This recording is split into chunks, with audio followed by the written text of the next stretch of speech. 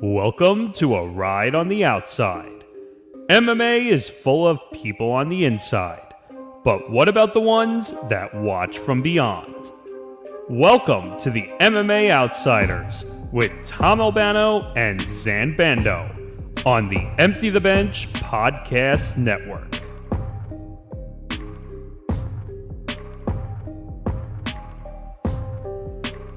The MMA Outsiders is back in your life. Hi everybody, Tom Albano here along with Zain Bando. Welcome to MMA Outsiders episode number 12. Zain, we are coming off quite the night in Abu Dhabi just a couple of nights ago. We have a new lightweight champion. We have one and still. We've got some controversy here and there.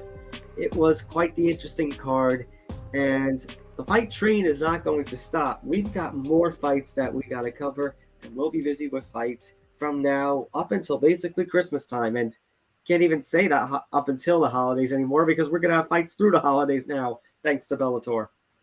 Yeah, thanks to Bellator, we will have fights throughout the holidays. And who knows, Tom, with two sports equinoxes over the past several days, you never know, the UFC might fall into that picture if there's another sports equinox in the coming weeks and months to follow. But I digress. Yes, we did have UFC 280 over the weekend. Special start time in the United States. A very stacked card. You know the stakes. Let's start with the main event here. We had Charles Oliveira taking on Islam Makhachev. But before we do that, make sure to like and subscribe. Ring that notification bell so you don't miss anything MMA Outsiders related or Empty the Bench related. You can find all of the social media info at the bottom as it's scrolling across the screen. You can follow Empty the Bench Network across all social platforms at ETB Network and at MMA Outsiders ETB. You can also follow me, Zain Bando, at ZanBando99. And you can follow Tom at Thomas Albano as well. And you can find my work at bjpen.com. You can find his work at Fanside MMA. And of course, getting back to the topic at hand, UFC 280, we had Islam Makhachev becoming the new UFC lightweight champion, easily defeating Charles Oliveira by submission, capturing the UFC lightweight championship. And it appears that we have officially entered into the Islam Makhachev era. The lightweight division is slowly but surely changing.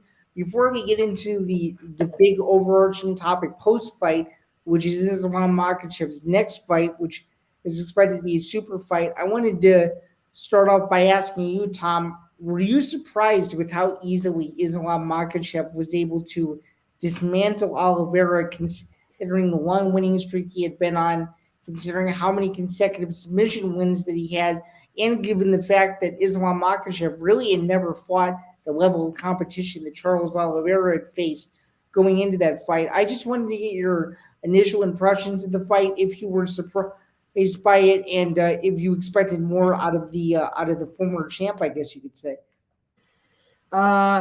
So on one hand, I mean, I can take my victory lap because I did say if there was one person who could beat Charles Oliveira, it would be Islam Makhachev. However, I kind of agree, Zain. I really thought that there was going to be a much better fight from the part of Oliveira. That's not to take away anything from Islam Makhachev, but they went into that first round, right, Zain? Right. And Charles Oliveira, it seemed like, was going for the takedown very early on. And I said, wait a minute. Because I warned, I said, this is something that he should not have done. Granted, Oliveira is great with his submissions. Granted, Oliveira has some great grappling game. But we have seen his striking. You know, we have seen the power that he has displayed through the likes of his wins over Michael Chandler and Dustin Poirier. And then he goes, he decides not to engage in the fisticuffs and try to take the fight to the ground. And he kind of pays for it because Makhachev is able to get in control, and he holds control for quite a bit of the first round. He looks for the submission attempts. And then granted, what I said before about him standing and trading doesn't really go well for him in the second round because Islam Makhachev lands the right to his face, knocks him down, locks in there's an arm triangle, and gets a submission. So, I mean, you're right. I mean, I expected more from Oliveira, but man, on that note, you have to give all the credit in the world to Islam Makhachev because he wiped the floor. And honestly, it's destiny fulfilled. How many times, Zan, did Habib and through Habib, his father Abdul Manap, say once Khabib retired, Islam Makhachev, that protege, was going to take the lightweight throne. It kind of fits along with what tweeted out on the MMA Outsiders account after the show, MMA Outsiders ETB, destiny fulfilled. Islam Makhachev is lightweight champion. A tweet, by the way, Zan, that as of the time we're recording is still getting likes and retweets. I can't believe such a simple tweet did all that. Yeah, it's very true. I was going to say, to answer your question, those two emphasized the point about Makhachev becoming the new champion over and over and over and over again. Every chance they got post Khabib's retirement, they kept telling the world. And Khabib, called Dana out for on several occasions. Why aren't you giving Islam this fight, et cetera, et cetera? He finally does, and he delivers. And it just goes to show just how crazy the lightweight division can be. And I feel like we're entering an era now where you're going to start to see, if Makhachev can win a couple in a row, you might start to see Makhachev, being talked about as one of the greatest lightweights ever, if not already. He still has a lot of guys to get through, in my opinion, to start to make that distinction. But I have to ask you this: Oliveira losing this fight after missing weight in his previous fight and still winning, his stock went from, one of the biggest stars of 2021 to now you don't really know where he's going to go. I'm kind of curious. Oliveira did lose this fight. He was the number one guy in the world. Where do you think he goes from here? Because I still think he's in that conversation to, or if he wins one more fight, he's right back in the same position he just was a couple of days ago. And I'm curious to see, with the current state of the lightweight division, where would you like to see Oliveira go next? Because we can touch on this a little later, but Beneil Dariush needs another big fight, and I really do feel like Oliveira might be the next worthy opponent. But just kind of looking down the line here for the former champion. Yeah. On one hand, I did say that, maybe there's a chance Oliveira gets another fight, but the way he lost, and the way that he missed weight, controversial or not, for his fight in May with Gaethje, being the only UFC fighter to lose his championship on the scales, maybe he doesn't exactly have all that leverage for a rematch, because it's basically going to be, Zan, what does Dana want to do next? Does Dana want to give Oliveira that rematch, or does he want to try, kind of as you implied, to feed him to another up-and-comer like a Beneil Dariush, who scored a win over Mateusz Gamrot at UFC 280, a pretty impressive win Dariush had. There's also, don't forget, Zan, there's also Rafael Viziev, who has slowly been making his way up. In fact, Zan, if you want a fun fact, I was discussing, UFC 280 with one of my students at school, and they said to watch out for Rafael Viziev because he thinks that Rafael Viziev will beat Islam Makhachev one of these days. Very, very interesting. Especially for kids in that age range, if they already know who Viziev is, I think they're on their way to becoming hardcore fans. Kudos to your student who didn't there going that in depth in the discussion realm. But yeah, I think. Sorry, Dad. Sorry to interrupt. I wanted to finish a point, but don't forget we also do have a very big fight coming up in just a couple of weeks between Dustin Poirier and Michael Chandler.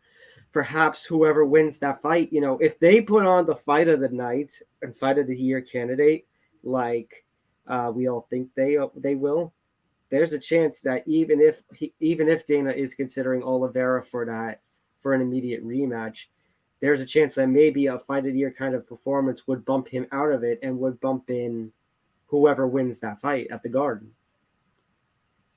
That makes sense. And then I was going to counter that by saying, what if you did 1 and 2 rematches, Oliver Chandler or Oliver Poirier, to determine who the number 1 contender is? I think that would be a very big sell for a pay-per-view, especially if you can put it on a card to, as a co-main event or a third fight like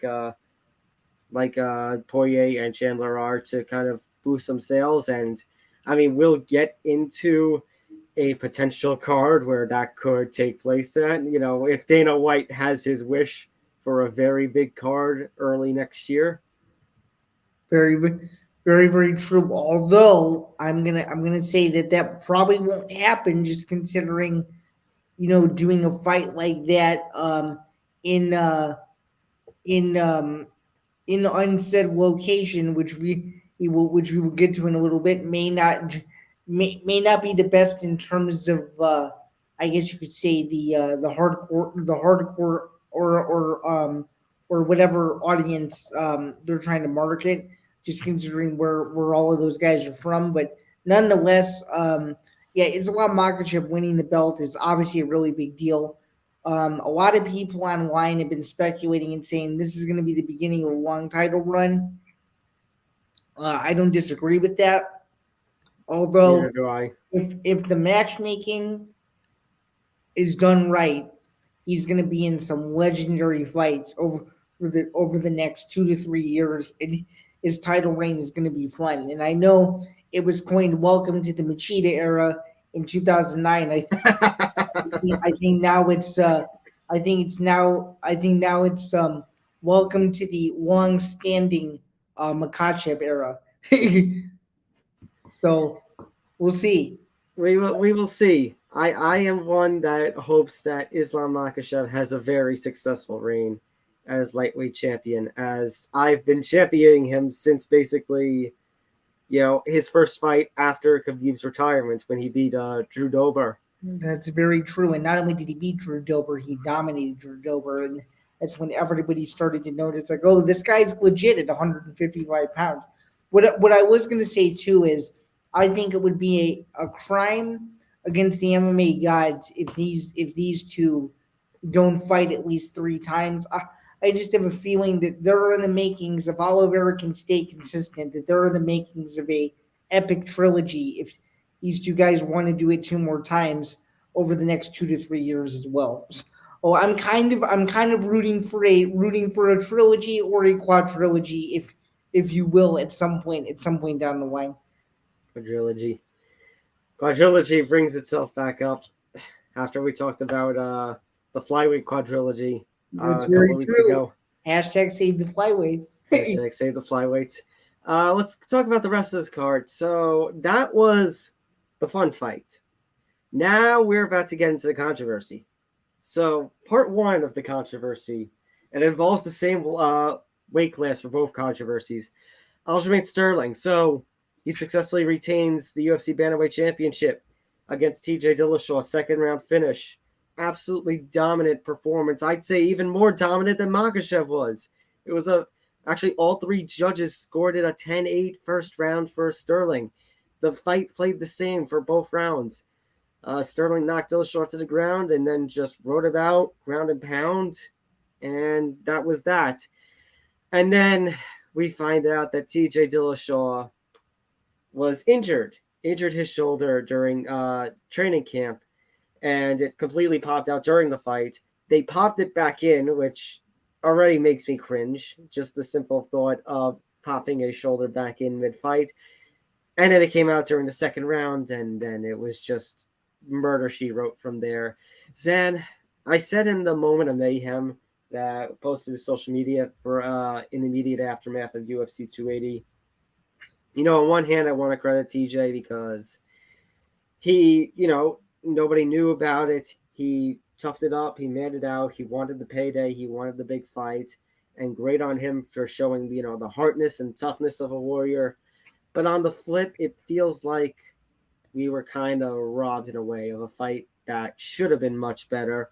Whether it be Dillashaw being healthy and fighting Sterling, or say somebody like a Corey Sandhagen or a Chito Vera filling in on short notice to take on Sterling. Or even if Yan stepped up as a late notice for a trilogy with Sterling and Sean O'Malley fought somebody like a Cheeto again or a Merab Dvalishvili. It feels like there was more that could have happened, and as somebody who's in,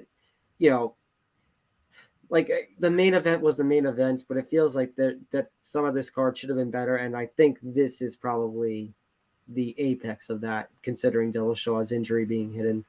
Yeah, that's a good analogy.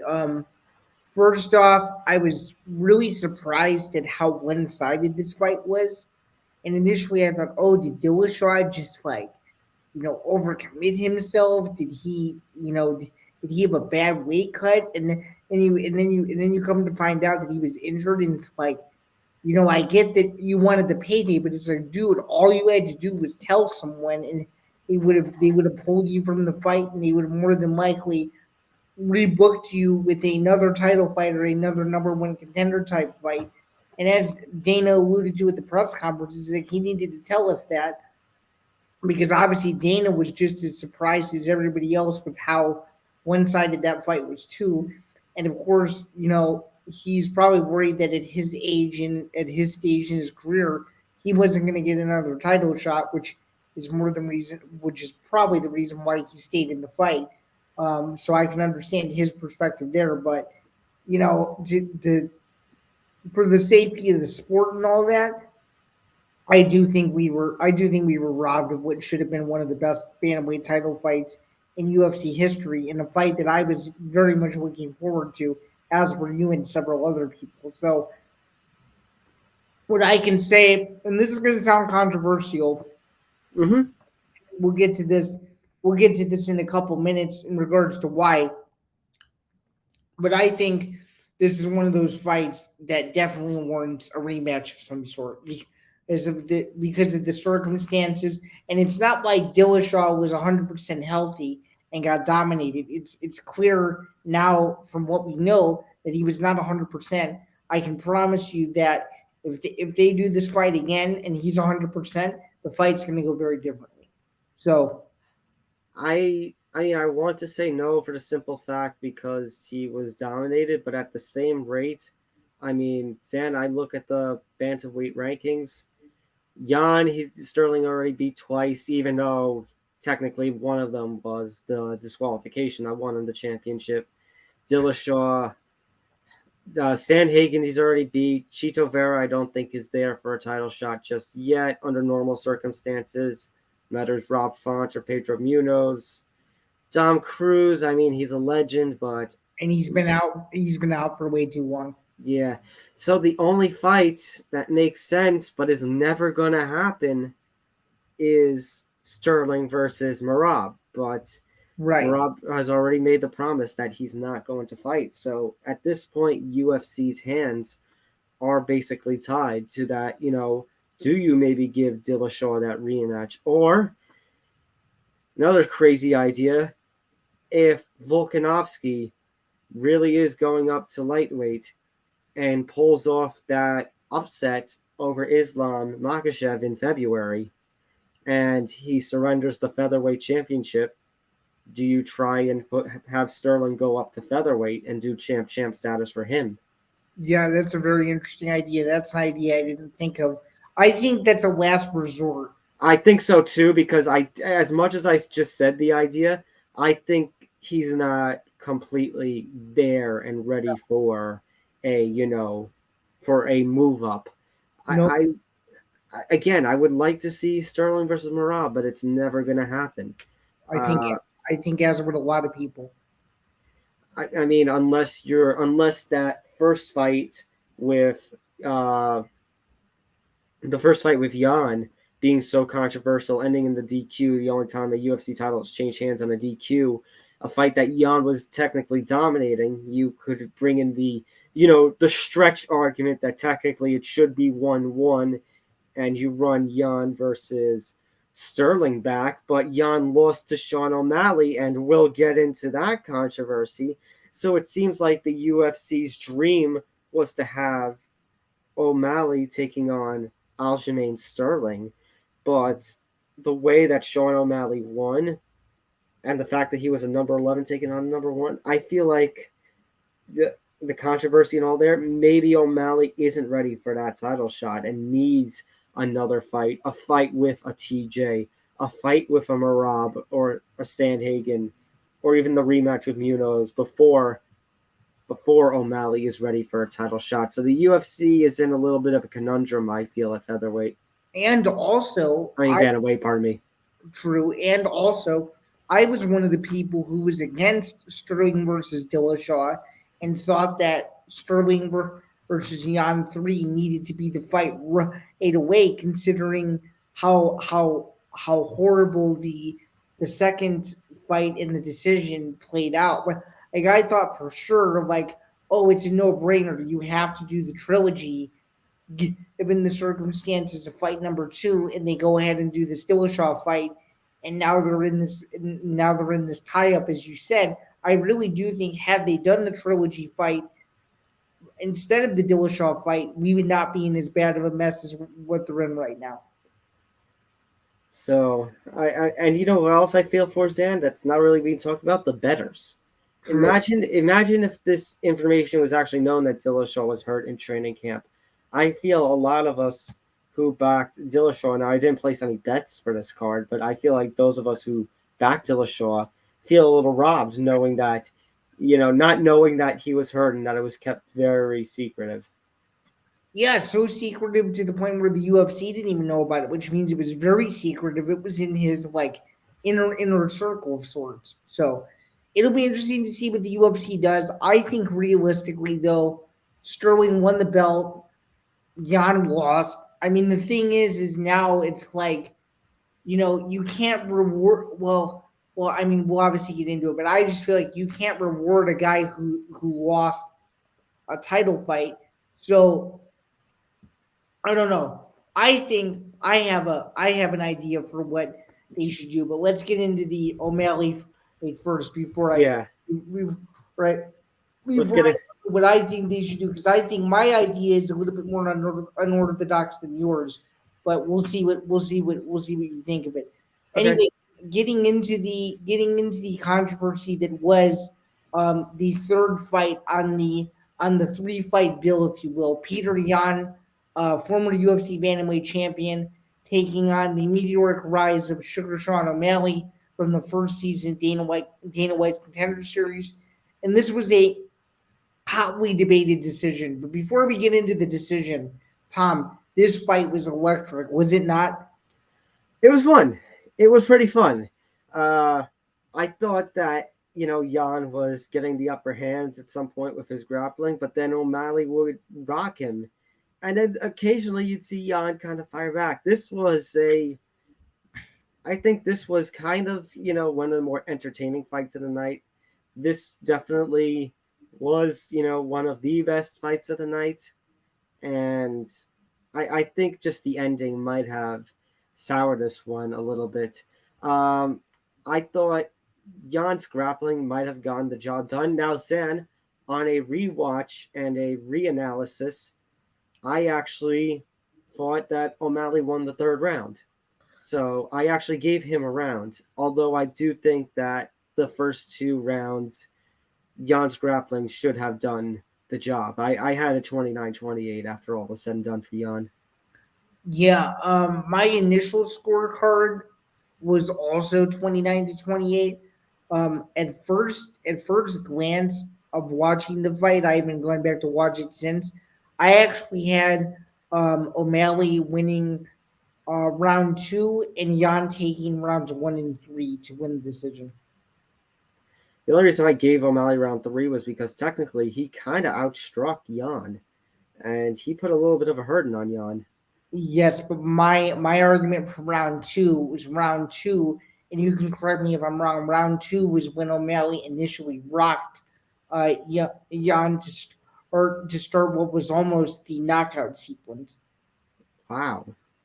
You're starting to convince me mid-show, and I think I might have had my card should have been for O'Malley. That O'Malley, the more I think about it, Zan, I think it was controversial, but the more I'm thinking about it, it might not have been a pure robbery. So I had, oh yeah. So with that being said, I had Yan winning rounds 1 and 3, and I had O'Malley winning round 2. That being said, I still think, as much as O'Malley, it's not as bad of a robbery as I first thought, I still don't think O'Malley is ready for No, Sterling. and I personally don't think. I tell me if you disagree, but Mhm. I don't think you could. I don't think in watching that fight that you could have given Yan all 3 rounds. I I just don't think I don't think either guy I would have given all 3 rounds no. to. I 100%. Yeah, as you were about to say, you don't think O'Malley is ready for a title fight, but why don't I throw this idea out at you? Tell me Okay. Tell me if you hate it or love it. Given all the Okay. controversy that's taken place at 135 in the last 72 hours, why don't you just make Sean O'Malley versus TJ Dillashaw for the interim UFC bantamweight championship while Sterling waits for the winner? Which Wait, if we O'Malley versus Dillashaw? yeah, for the interim UFC bantamweight championship. Yes. I mean, I feel like that's just having an interim bantamweight championship just for the sake of having an interim bantamweight championship, and I hate it when we have interim championships for the sake of interim championships. Absolutely. What I'm trying to tell you is this is something that the UFC would be totally intrigued by. I mean, if you want to put it as a contenders fight, fine. I actually don't mind that idea, but just the fact that we're having an interim title fight just for the sake of having an interim title fight, that kind of grinds my gears a little bit. I hear you. I'm just telling you. I think that's what the UFC's motive might be. Now you're probably asking, oh, what do you do? What do you do with Petr Yan? Well, I think personally, you'd have to give Petr Yan a Marab? fight that, yeah, Yeah, I agree with that. yeah, you'd have to give him Marab because Marab, just beat Aldo. This would be his next big step up in competition. I think you've solved all the world's problems there. The only thing that you don't have is a fight for Sterling, which I think O'Malley versus Dillashaw would clear up. And on the Marab versus Jan front, you could also talk about how good of grapplers both those two are, and you still got the rivalry factor going, considering Marab is Sterling's teammate out in Long Island. Yes, but then you get into a weird situation where if Marab wins that hypothetical fight, what do you do considering that they promised one another that they would never fight? So that's another issue. Just throw more money out. How strong is your friendship, boys? You True. know how Dana feels. You know how Dana feels about things like this, Zan. It's true. He does not care if you're friends. And that's why I said Marab's performance against Aldo and his post-fight comments kind of hurt him in the long run rather than help him. Well, I think it hurt him just as much, considering that this was the outcome of Saturday's fight. Did it not?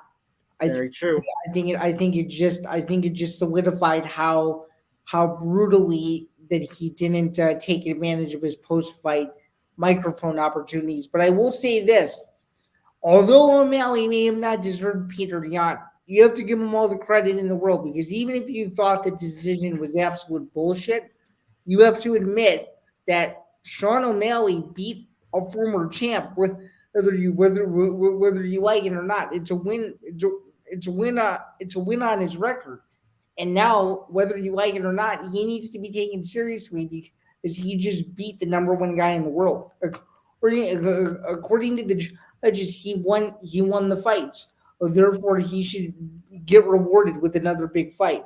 Do I think it's a immediate title shot right away? No, but knowing the UFC and how much they like all the draws, I wouldn't be surprised.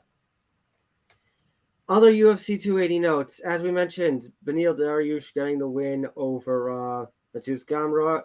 Manon Fiorot opened the main card with a decision win over Caitlin Chukagian. Not the cleanest fight, not the best performing kind of fight, but it still seemed like Fiorot was one step ahead in the striking department, ahead of Chukagian. Yeah, it was a tough fight for both women. They both ate their best punches, and if Jukagian had gotten inside a little bit more, if she had landed at least one more takedown, I think she might have edged her. But overall, it was a clean fight. Chukagian's going to go back to the drawing board, and that flyweight division still has some question marks. But I think Ferro set herself up with a big fight against Alexa Grasso potentially coming up soon. Yeah, I think it was a good performance. She beat the number one contender in the division, but like O'Malley, wasn't enough to get a title shot. I think she needs to prove Manon Fiorot needs to prove she can be the top dog in this division. Mm-hmm. And then you got to set her up with a Grasso, maybe even a Laura Murphy. And I think for the next fight for Shevchenko, it would be, as we kind of mentioned a week or so ago, maybe giving Talia Santos that rematch. Yeah, I think it opens the door for that, and it's a rematch that a lot of people want to see, considering the first fight was so controversial. One other thing I wanted to mention before we move on. How about Bilal Muhammad? On Brady and ending his undefeated 15-fight win streak. Yeah, so a little bit of a maybe controversial take. I thought the prelims kind of sucked. I think the one fight that really saved the prelim, the undercard portion, was Bilal remember the name Muhammad. And, I say remember the name no more, because now we don't have to remember his name. We just have to know his name, because there is no excuse to forgetting his name. Now that he stopped a big up-and-comer in Sean Brady, now that he's been, hasn't lost in a while. I know the one technical non-win in his recent history is that no contest with the current champ, Leon Edwards, with the eye poke. But now, Zan, I think now is the time we got to give Bilal Muhammad another big fight. It's just a matter of how everything is going to play out, which we'll talk about when we're talking about the pay-per-view for March with potentially Edwards Usman 3. We'll get into that. How about this scenario? What if you did Bilal Muhammad versus the winner of the supposed targeted fight between Jorge Masvidal and Gilbert Burns? Obviously, nothing is signed for that fight yet. But let's just play a hypothetical and assume that fight goes through. I think whoever wins that fight is a worthy challenger for Muhammad in his next fight. I see that. I see that perfectly, because Burns is available, Masvidal maybe available. They're going to hopefully fight, but if they don't, Burns will be available. So, you could either give him Masvidal, who at one point was one of the biggest stars of the UFC, or you can give him Gilbert Burns, who is ranked above him as of the time we're recording this in the UFC welterweight rankings. Yeah, and that fight could also headline a fight night. Oh, it would be perfect. Or it could headline a massive pay-per-view, or the main event of a pay-per-view prelim card. Or it could go onto that certain card that is not being named yet, and just completely make it crazy welterweight. That is another hypothetical. If you think about it, this was sort of a miniature lightweight / bantamweight tournament that we had going on in Abu Dhabi. So you never know. But yeah, otherwise, kind of like you said, prelims were a little underwhelming. I don't think ESPN News really helped the cause that much. But unfortunately, just as a heads up for all of you guys who are listening, ESPN News is going to be the new home of the UFC pay-per-view prelims. He's for the foreseeable future while college football is going on. I know it's not the best news in the world to hear, but I've already done some looking ahead, and it looks to very much be the case. But overall time, as we like to do on this program, for every UFC pay-per-view, give me a letter grade. What do you have? This might be controversial, but I think I can only go C+ or B- on this one. Interesting. I'm gonna be a little bit more generous, and I'm gonna say B. I think part of it, Zan, is because this was hyped to be the biggest pay-per-view of the year. And this is a pay-per-view that, kind of goes to the theory that is talked about in MMA, in pro wrestling, even boxing a little bit, about your main event saving an underwhelming card. And the main event definitely did. I think Yan versus O'Malley was actually a good fight, but just the controversial ending kind of left a bad taste in some people's mouths. The co-main event was probably the most damaging fight to this card, considering the circumstances that were being hidden. I think if, again, it's a healthy Dillashaw or we have a late notice fill-in, definitely maybe I'm looking at like a B or such. But the fact is that this card was promoted as like one of the biggest of the year, and just didn't really feel that way, because when I hear biggest of the year, I feel like prelims need to also be a part of that. And the only prelim that really delivered was the breakthrough. Well, I shouldn't say breakthrough because he's already broken through, but the solid performance of Bilal Muhammad. True. So my final question surrounding this is, and I wouldn't be surprised if you gave an answer I think you're going to, but was UFC 279 a better card than UFC 280? No, actually, no. I'm not going to go that far. Okay. Yeah, I was just curious, just considering that you were harping on the prelims a little bit. I wasn't. No, I mean, UFC 279, we also said was a very weak kind of card. And I mean, Zain, coming up this weekend, we have a UFC fight night that only has like 9 or 10 fights on it. Yeah, it's a smaller it's a smaller batch, if you will. Yes. I think hopefully, Zain, these last two pay-per-view cards and the status of the fight night cards as of late is just a calm before an epic storm. Hopefully that Madison Square Garden will deliver in just a few weeks' time. Very, very true. Well, let's not waste any more time. We still have some more news and notes to get through, don't we? Yeah, so this also took place at UFC 280, but kind of I want to separate it into the news category. So there was video that came out in the media aftermath of the card that Khamzat Chimaev got into a little scuffle with a member of Islam Makhachev's team, which turns out to be the cousin of Khabib Nurmagomedov, Abubakar Nurmagomedov, who I believe also had been suspended. It's like if the name Abubakar Nurmagomedov may not ring a bell or two, he was one of the individuals who was suspended in the UFC 229 melee. Yeah, I remember him very well. For those of us that have been around the fight game for years, is this a surprise? I mean, Khamzat Chimaev is, not only at the Abu Dhabi card to be at the Abu Dhabi card, but let's face it, he's Khamzat Chimaev. He went to stir up some stuff, so people are talking about him, and I think he got what he was looking for, and as he likes to do, he likes to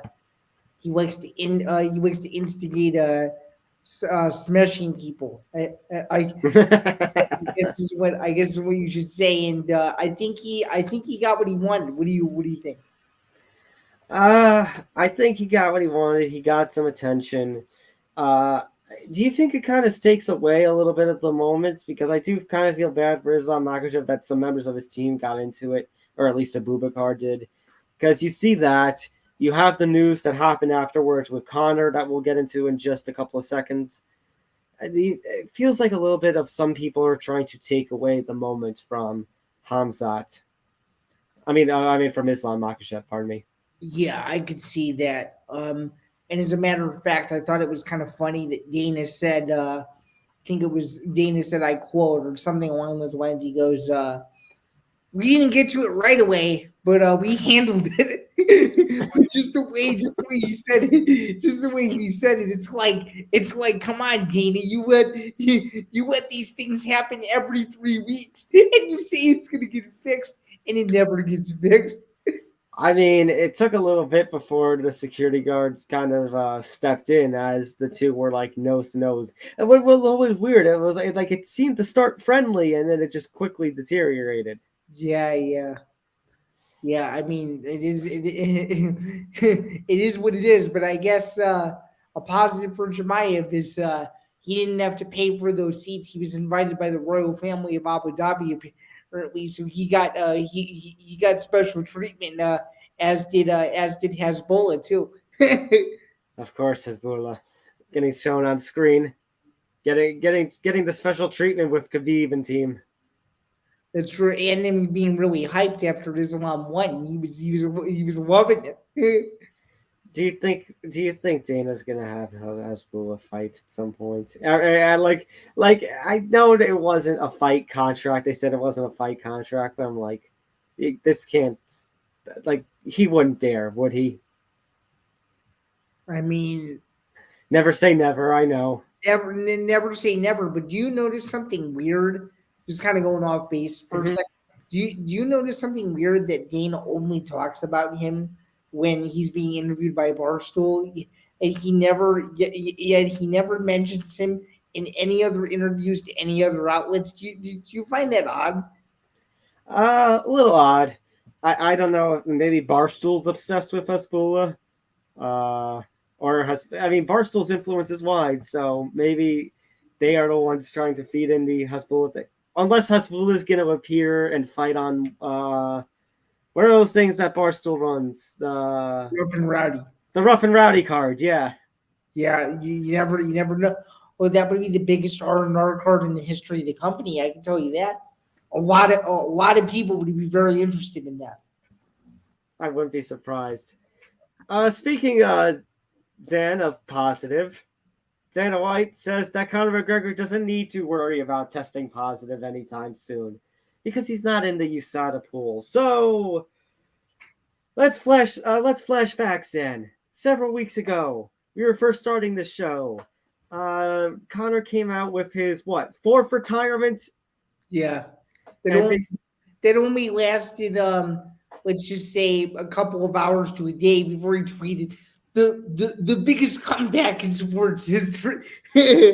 But there's a problem, Zain. According to Dana White, Conor McGregor is not in the USADA pool. Now, I've heard a range of reasons. The main which is that, as we noted, when he retired, he's off filming a movie. He's off filming the remake of Roadhouse. Right. And then I've heard, maybe it's just part of him, because he was dealing with the leg injury after the leg break against Poirier in the trilogy fight about a year or so ago.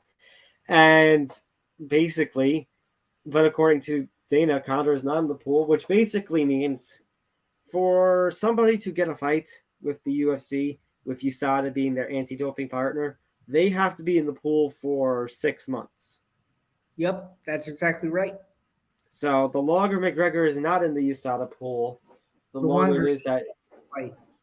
Yeah, which actually kind of goes hand in hand, though, Zain, with something we talked about a couple of weeks ago about Conor McGregor being the lone UFC fighter to have not been tested by USADA in 2022.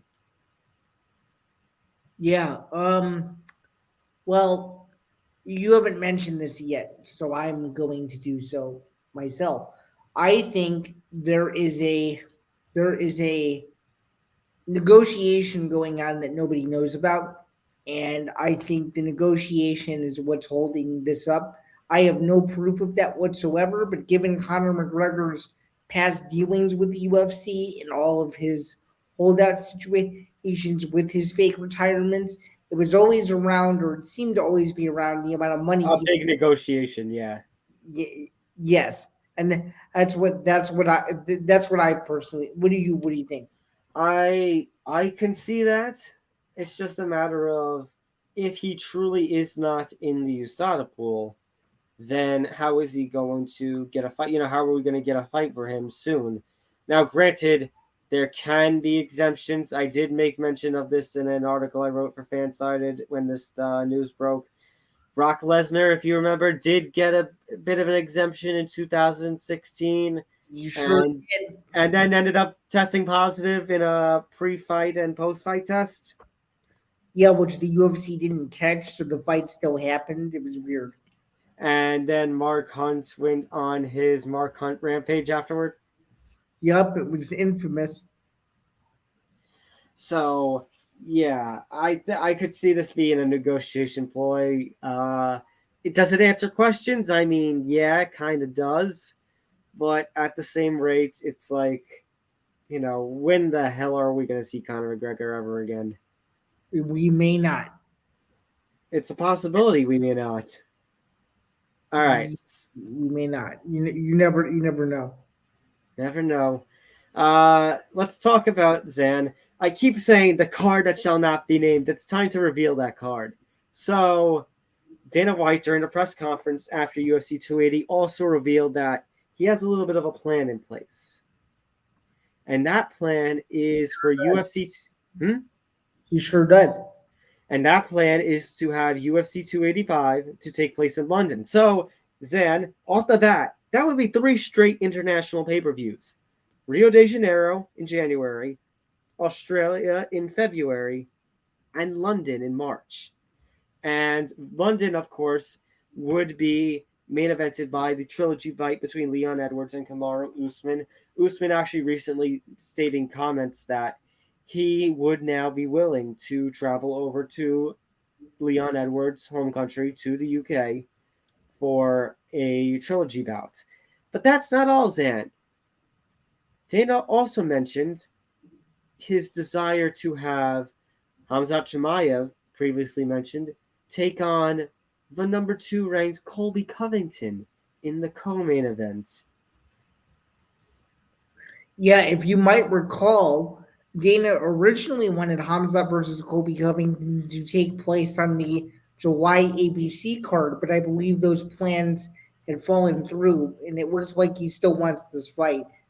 First off, after watching that interview with Adam Carolla of BT Sport, who did a wonderful job asking Dana about this potential fight card in London, it was interesting to hear Dana say that as soon as Leon Edwards kicked Kamaru Usman in the face, knocked him out, and won the welterweight title, he requested to his team that the whole schedule would get moved around. And this is what they've come up with. And personally, I think it's setting up um, if this card is what it's going to be, this is going to be the biggest card in the history of UK MMA if it can get done, in my personal opinion. Also, this is a really weird fun fact, but I have to mention it anyway. There's something special about the numbers 85 and London UFC cards because UFC 85 Bedlam took place in the United Kingdom. Now, about 200 UFCs later, you can have another number ending in 85 take place in London, England. I just had to say it. There's something special about the numbers 85, the UFC, and London all coming together as one. And Zan, this is what I was hinting at before of, could you imagine if the UFC just said screw it and decided to have fun and make this a welterweight focus show with Edwards Usman 3, Chimaev Covington, and a Gilbert Burns Bilal Muhammad fight? Oh, that would be epic. I think it would be a mini tournament of sorts. We'd have the whole welterweight title picture decided by the end of the card. It's perfect. Yeah, looking forward to seeing what else comes of the London card. And my speaking, Oh, and then my guess, obviously it's not confirmed yet. My guess would be UFC 286 would be the first UFC event in the United States of the year if they go with this three consecutive international card in a row schedule that it looks like is going to happen. yeah, for sure. Zan, speaking of international cards, the UFC is not the only one planning for an international card. So Bellator, I mean, they've had their international cards with their shows over in Ireland and Italy, especially this year. But now, Zan, as it turns out, the card in Chicago that you said you were planning on maybe going to, we said that's the second to last Bellator of the year. We can now make that the third to last, as Bellator is going to have one more show before the end of the year. And Zan, we are not going to be MMA list this New Year's Eve here in America, as it turns out breaking news that was released yesterday. a press release from Bellator went out. Bellator and its partner in Japan, RIZIN, will be hosting a New Year's Eve interpromotional card featuring 5 fights between Bellator fighters and RIZIN fighters.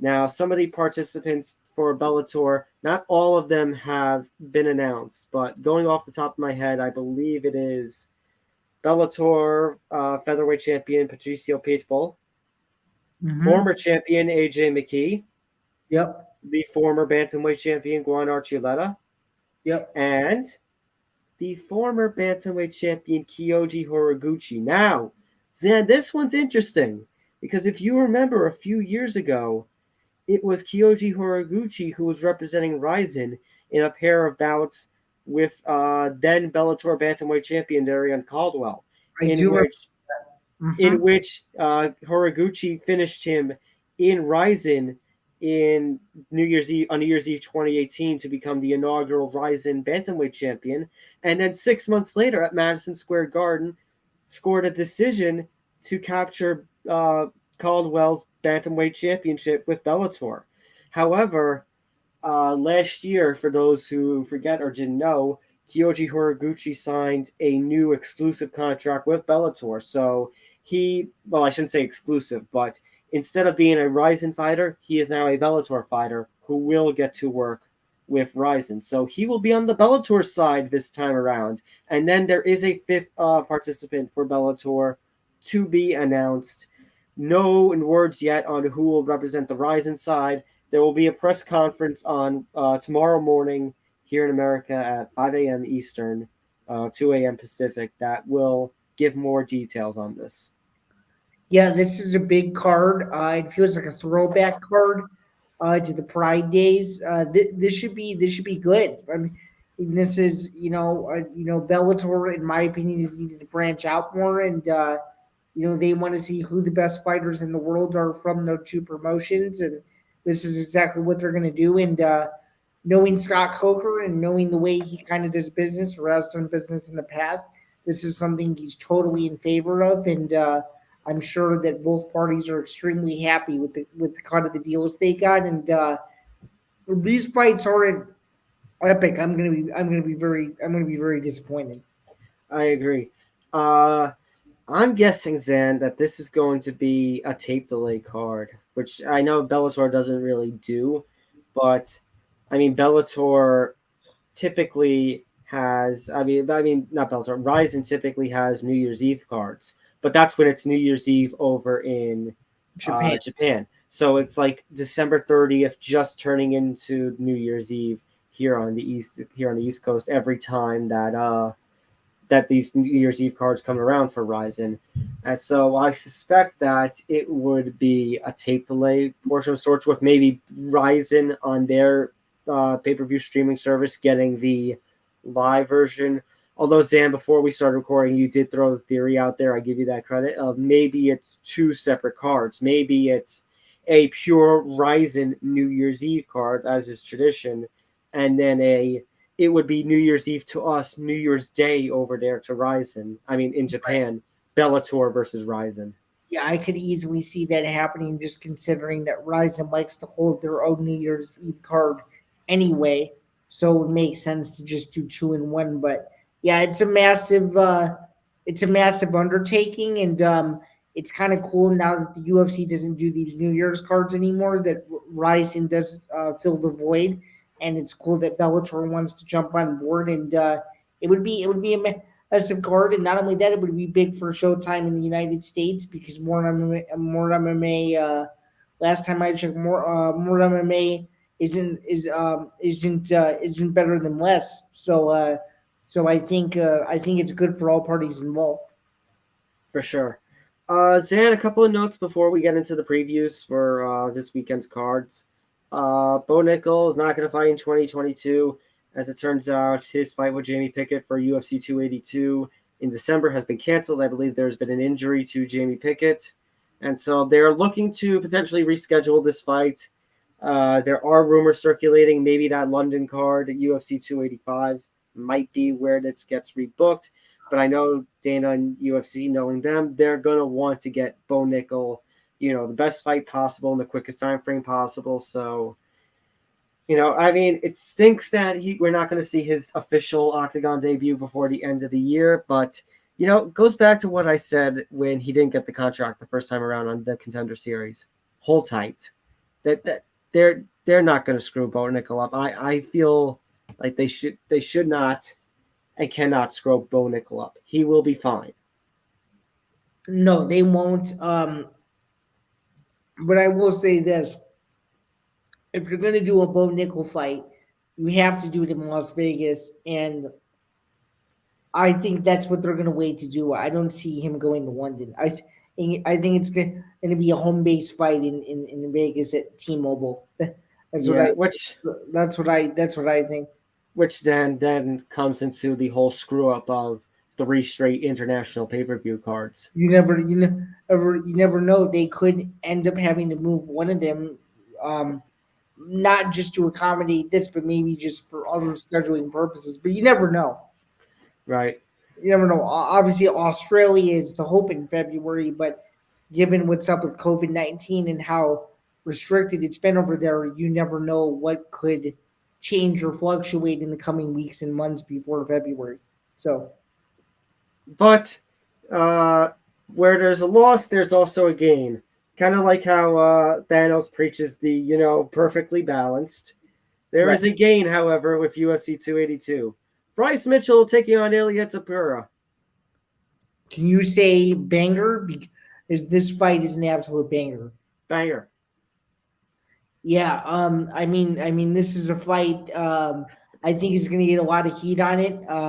Bryce Mitchell said some pretty outrageous things. Ilia Topuria likes to fight. I think someone's getting viciously finished in this fight. What do you think? We got. As of this moment, it's number 9 versus number 14 in the rankings. Somebody is going to need to solidify themselves as a top 10 featherweight here.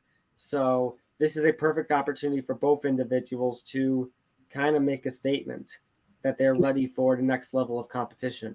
Yeah, I would say my early pick for this is Ilia Topuria by finish. Ooh, why is that? I don't know. I just think a lot of people would like to see Bryce Mitchell get shut up, and I think Ilia Topuria is the guy to do it. His wrestling is better. He has a longer pace, better gas tank. I just think overall he's the better fighter, and I think Mitchell's going to have to stop him early in order to win the fight. You know what? I'll go with Ilia Topuria as well. I'll say him as my early pick. Hopefully, I'm a little more solidified when it's actually UFC 282 time. Assuming that the fight still stays on, knock on wood. True. But yeah, that is another add to UFC 282, which we haven't even really mentioned this yet. It looks like the main event for that card is slowly but surely getting more and more solidified, and it looks like we might not even see John Jones return this year. Yeah, it's looking like that's what it's going to be. It looks like it's going to be. It looks like it's going to be the light heavyweight title rematch between Jiří Procházka and Glover Teixeira, which you know what, Zain, I don't really have a problem with. No, I don't. No, I don't either. Considering how insane the first fight was, yeah, the second fight should definitely deliver, and if it doesn't, we're gonna have a problem. Speaking of the UFC and all of that, we have a preview to get to. The UFC is back in Las Vegas once again for another fight night card. In the main event of the evening, we have the always tough, always durable Calvin Kattar taking on the rising star out of the UK and Arnold Allen. This is going to be an awesome fight. This is without a doubt the biggest fight of Arnold Allen's career, and for Calvin Kattar, he wants to still stay in the title mix. To put it lightly, this is a badass main event. What do you think? Actually, let me get this thing up here. There we go.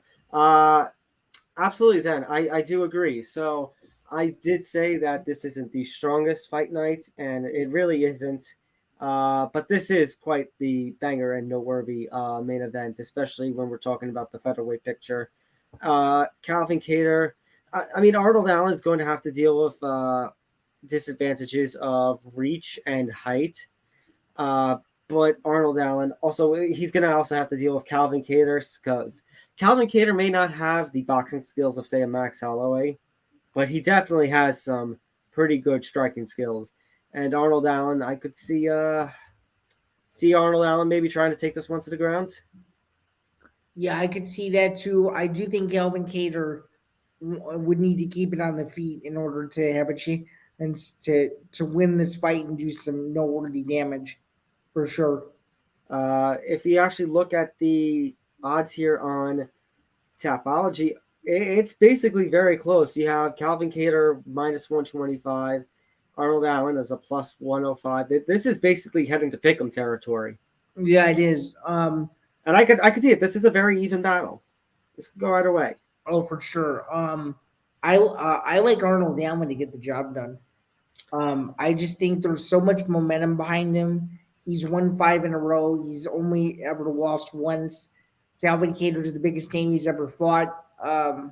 Obviously, he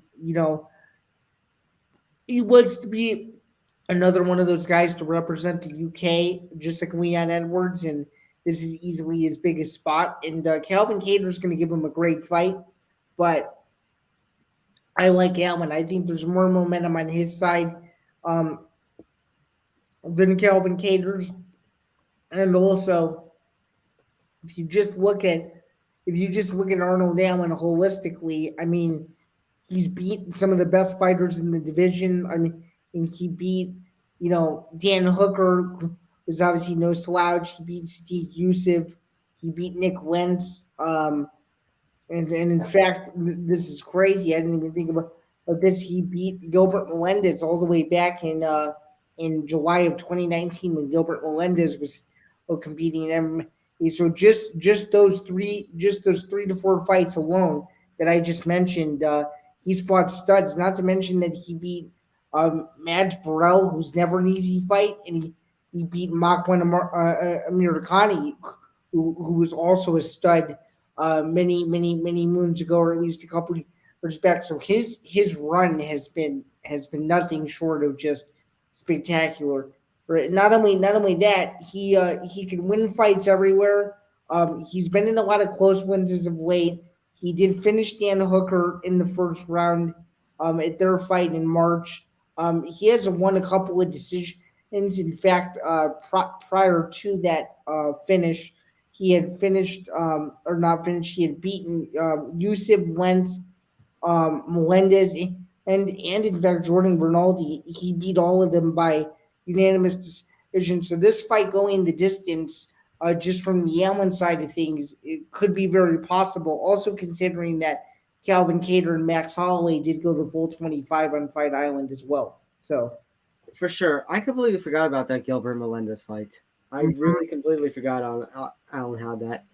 Yeah, Allen I think just has the better overall package in terms of at least upside. I know Calvin Kattar has had a couple of losses as of late that's kind of rocked him a little bit. 6 years the elder. Like you mentioned, I think Calvin Kattar needs to keep it on the feet to get the win. I'm not sure Allen's going to allow that. I could see Allen basically getting this job done. Is he going to finish Kattar? I think if Max Holloway didn't finish Kattar the way that Max Holloway beat on him, I don't know if I can see a finish. Yeah.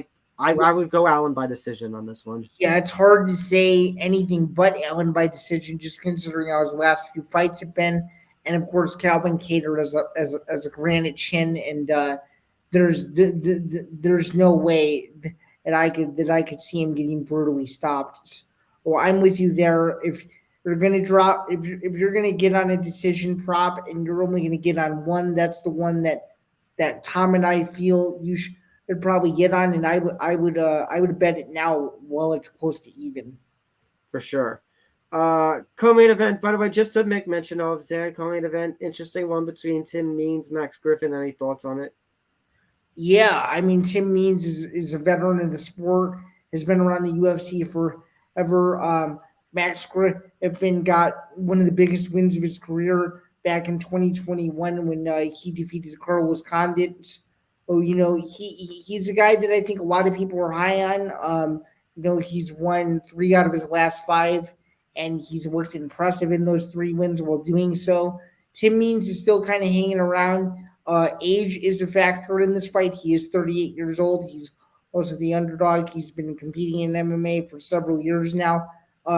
This is a fight where it's the old veteran versus the young up and well, I guess you could say that Griffin isn't young, but I guess in terms of MMA standards, I'd say Griffin is more of the quote unquote rising star, if you will. Well, sort of kind of versus the older veteran.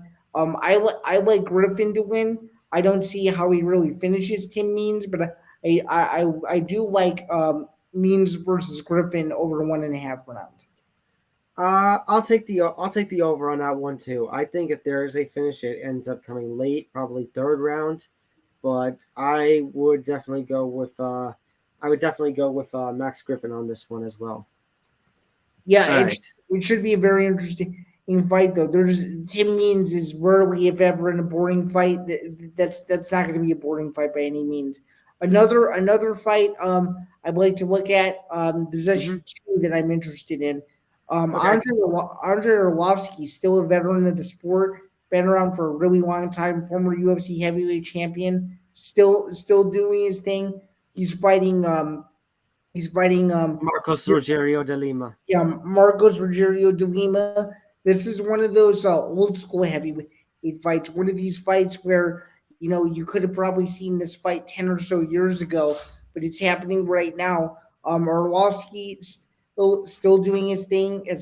And 4 out of his last 5, it's kind of been a career resurgence. I really like him in this fight. What about you? I was going to say, I'm getting a strange feeling Arlovsky's going to take another decision in this one. Yeah, I mean, that's been his MO for the last several years. And I don't see how it goes any other way. I do expect it to be a hard fought fight. I do expect for a lot of hard punches to be thrown. I don't see a decision though. If a decision is going to happen, it's going to come from the De Lima side and not the Arlovsky side. And then the other fight that I'm very interested in is Tresean Gore versus Josh Fremd. Obviously, Tresean Gore coming off of the Ultimate Fighter a couple years back. I didn't realize that's kick. Sorry, Zain. I didn't realize that was starting off the main card. I thought that was a prelim. Oh, wow. Yeah, that's a very interesting way to start off the main card. This is a gigantic fight for Josh Fremd, but I think there's a lot more pressure on Tresean Gore, just considering how his MMA career started. What are your thoughts on this fight? I mean, to lose, your most recent 2 fights after the run you had on Tough is not a good way to. It's a bit of a misstep. And then Josh Fremd, I mean, he had the opportunity, I believe, on Contender Series. I think it was last year where he ended up falling short. You sure did. So, for him, this is also a pretty big opportunity. So, I feel like Josh Fremd has the bigger opportunity, but Tresean Gore has more to lose on this one. Yeah, I think he has more to lose because if he loses, he's 500 in his MMA career. He'd be a cut nominee. Yeah, I think he would be too. As he goes in and puts together a fight of the night performance in a loss, yeah, I think he's more than likely getting cut. I like Fremd to finish Tresean Gore inside the 2nd or the 3rd round. I will take that bet as well. Let's move on now to Bellator 287 because Bellator 287 is also taking place this week. It's going to take place on Friday over in Milan, Italy. And that is going to be main evented by Adam Piccolotti taking on Mansour Barnawi. This is actually going to be Mansour Barnawi's Bellator MMA debut. He's competed in Road FC. He was actually the Road FC lightweight champion at one time. He competed in KSW and M1. Mansour Barnawi, however, he's 19-4. He hasn't lost since 2015 or 2016. However, Zain, he hasn't had a professional MMA fight since May of 2019. Adam Piccolotti, meanwhile, is he's been doing a lot of trading, wins and losses. he hasn't had the consistent win streak or loss streak in his most recent fight history. I actually spoke with Adam Piccolotti prior to this matchup. This is actually going to be his first fight since becoming a new father. This is going to be also his first fight since he had to deal with a 6-month suspension this year as a result of a video he posted to social media, in which he basically talked about how prior to his fight with Georgi Karakian back in February, which he won by decision, he was basically vomiting and basically said that the video was him crawling out of a sauna, and he basically talked about vomiting like 20 times in one night, which earned him a lot of heat from Mike Mazzulli and the Mohegan Sun commission over there. Yeah, that's a wild story to come back from. I think Piccolotti should win this fight, just based on the simple fact that Bando just has not been as active in the last several years, and it's a fight that Piccolotti needs to win, considering that he's kind of traded wins and losses as of late. I think it's a much bigger spot for Piccolotti than it is for Bornoi. But I can tell you this: a 5-fight win streak is a 5-fight win streak, and I think no matter which way you slice and dice it, it's going to be competitive, and I like Piccolotti by decision here. But I think it'll be close. I think it'll be close, but I do agree. I'm going to go with Piccolotti via a decision.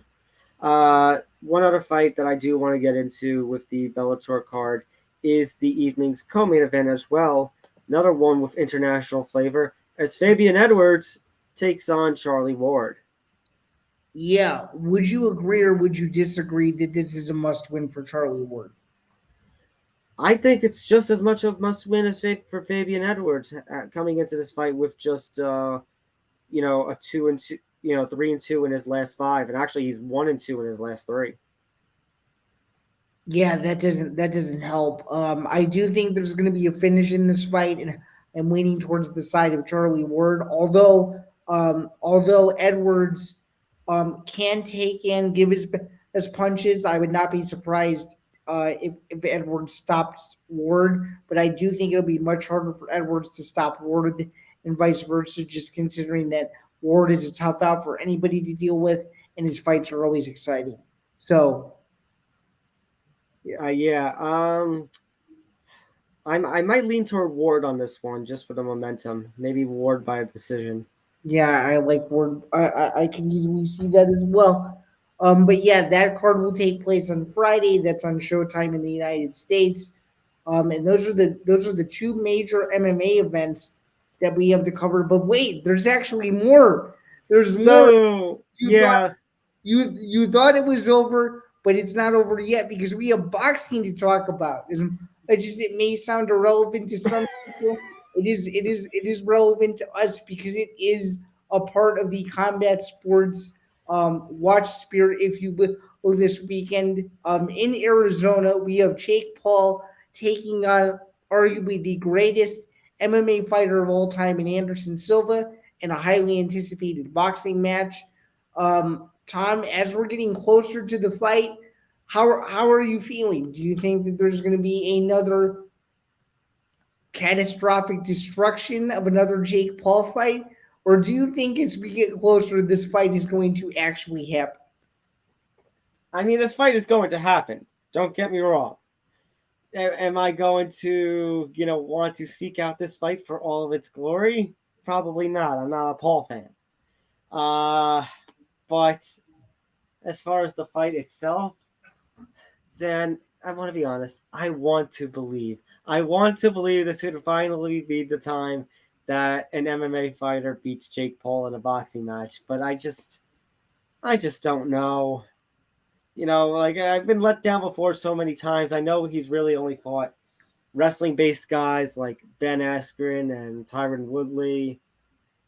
I mean, and if he's not fighting them, he's fighting the likes of freaking Nate Robinson and easily knocking him out. I know Silva has been improving in terms of all the boxing that he's been doing. in terms of, his fights with Julio Cesar Chavez Jr. and Tito Ortiz and such. But Jake Paul is still a young fighter, and Jake Paul is still somebody who has power. So, and this is a sanctioned professional fight. This is not an exhibition contest. So I want to believe, but I've got the feeling Paul's going to pull this one out again. I have to disagree with you. I think Anderson Silva does enough to get a decision over the incomparable Jake Paul. I really think this is going to be October 29th is going to be the night that Jake Paul is going to fall from the ranks of the unbeaten. He's going to finally lose. I am hoping this is a night that, when you actually hope you're wrong. This is when I'm actually hoping I'm wrong. Yeah, I'd love to see Anderson Silva win a decision, or even better, as I think a lot of people would be very pleased if Anderson Silva could somehow, some way, for the sanity of the MMA community, knock Jake Paul out. And then if he doesn't, if Jake Paul actually knocks out Anderson Silva, don't be surprised if the WBC awards him a championship. Oh, yeah, because as you always say, and again, boxing gets in its own way. And so, once again, boxing gets in its own way. Because that is exactly what they're going to do. Jake Paul beats Anderson Silva. Because, of course, it's better for everyone, right? Because as they say in the movies all the time, if it makes dollars, it's going to make sense, right? So it's better for Showtime if they can keep the Jake Paul train rolling for as long as they possibly can. Because as Dana White likes to say, even though he doesn't talk publicly about Jake Paul anymore, he loves to say, oh, that kid, he's got a short shelf life. So you never know. You never know. I don't know what sound effect was more appropriate. That punch or this? No, I think the punches are more appropriate when you talk about the shelf life. Nonetheless, though, the fight could go one of three ways. It could go Jake Paul knocking out Anderson Silva, Anderson Silva knocking out Jake Paul, or Anderson Silva running away from Jake Paul the entire fight. Kind of like some of those old school MMA fights. I guess one final question regarding the Jake Paul Anderson Silva saga is: if you were a betting man on pay-per-view buys, what would be your prediction? How many people are going to fork the money to buy Jake Paul versus Anderson Silva on DirecTV or a cable provider of their choosing? How much did Paul versus Woodley do in terms of buy rates? It wasn't $1 million, I can tell you that. Oh wow! The second fight flopped with 65,000 pay-per-view buys. The first one, let me see the Paul Woodley 1 buy rate. This still says 65,000. 480 to 500,000 was the first one, and then the second was an absolute flop. I mean, this is Anderson Silva, though. This is one of the most legendary figures at all in MMA. I think the UFC being earlier in the day helps, but what's harder, though, is you're going up against college football, and there's several massive games on Saturday. Yeah, I would say, Zain, around that same range as that first Woodley fight, about between 450 to 500,000. I'm going to go 350,000. So there's a lot to look forward to this weekend, a lot of madness, and like we said, the big train of fights rolls down the line, and it won't stop through the holidays. So we'll be with you all the way. That's going to do it for another edition of the MMA Outsiders. So make sure you hit that like button. Make sure to subscribe. Make sure to hit the notification bell so you're notified of every time we go live with the MMA Outsiders, as well as Empty the Bench, Beyond the Bench, Game On, Living Life, Fruity Cereal, and just so much more. Here on the Empty the Bench Network. Make sure to follow the Empty the Bench Network across social media at ETB Network. Follow us on Facebook, Twitter, Instagram at MMA Outsiders ETB. Follow me on Twitter at Thomas J. Albano and Tom Talk Sports 9. Follow Zain. You can follow me me everywhere on Instagram and Twitter at ZanBando99 as well. And of course, you can find my work at bjpen.com. You can find Tom's work at Fansided MMA as he still remains a contributor there. And I guess before we get off this program, because next week will be November, happy Halloween to those who celebrate. Hopefully your combat sports weekend isn't super spooky for you. And I guess until next time, be Joe Piper.